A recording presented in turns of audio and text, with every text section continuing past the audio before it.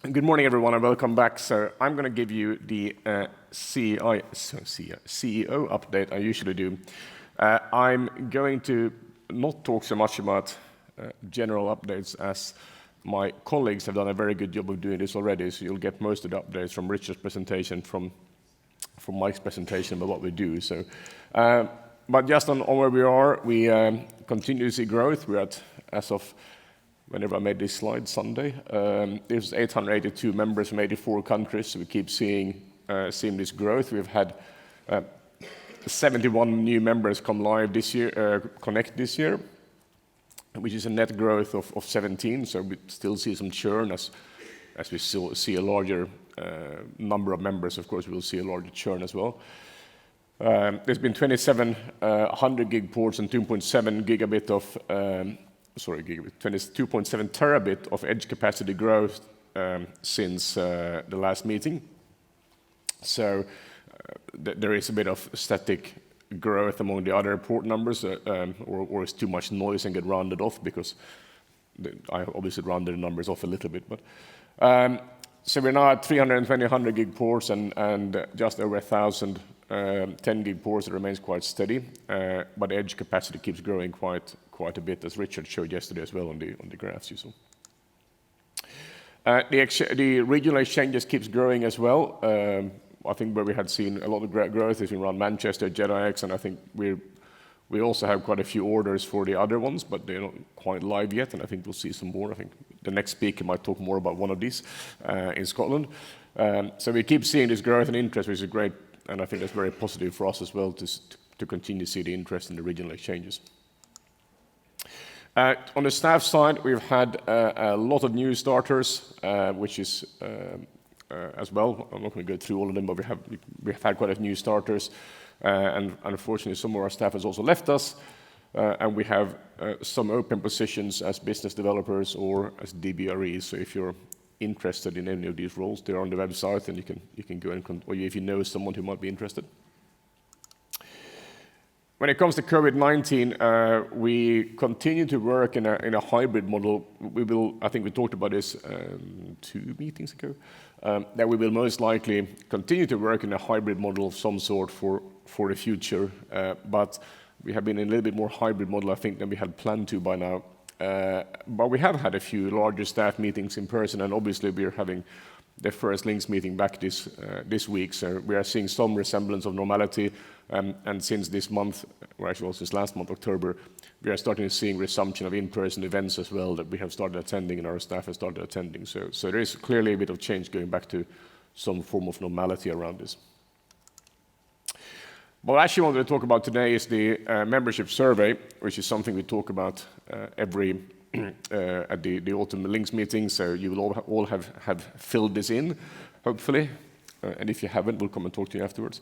No, but this is a great way for us to get feedback on the work that LINX does and how you as members see what we do. The participation rate, we had 223 members respond. So these are actually unique members, not individuals, which is 25%, which is a slight drop from when we had the peak in 2019, where we saw a slightly higher participation rate. We do believe that this drop, our theory is that in 2019 we put a lot of effort in at in-person events to make sure that the people we met actually knew about the survey and responded, and of course with not so much in-person events, we might see a bit of drop off in that participation rate. The grading on are we doing a good job has really gone up in the last 2 years. It's great. I think this is a fantastic score. The difference is maybe statistically not so great between the 2 years, but at least we're seeing this is an upward trend, and we continue on this high level. So that's very, very positive to see that this is what you think about the job we do as LINX, right? How have we changed over the years? So the most significant shift here, I think, is moving. Roads have moved from stay the same to improved, which I think is fantastic. Again, it's a great tribute to the work we have done, and we're very, very pleased about that. So thank you for that. The rest of the views have have been fairly static over the years. Net Promoter Score, this is something we started measuring in 2019. It's fairly similar. It's what is 67%. This year it was 67 last year, so that hasn't changed from 2020 to 2021, but it's still a very good score, right? It's a fantastic score as a Net Promoter Score, so we're very happy about that as well. Then we come to what do you think LINX can improve, and when you ask open-ended questions, the improved price tend to always come out as the number one, funny enough. I think, yes, we are, but we are changing the pricing model this year, as I talked about yesterday, and we hope that this upgrade path and easier price curve is going to actually address some of the concerns we have heard in person about this, and some of the comments we get fed back in the text comments around this, and then a lot of the other work, as you'll see on the as it tails off, which you had the portal improvements, what was the next one? Member knowledge, we maybe don't do as much of the mailing list responders and etc. That's all work we're actually going through, right? So we're actually addressing a lot of these comments. So hopefully next year we'll see these numbers improve.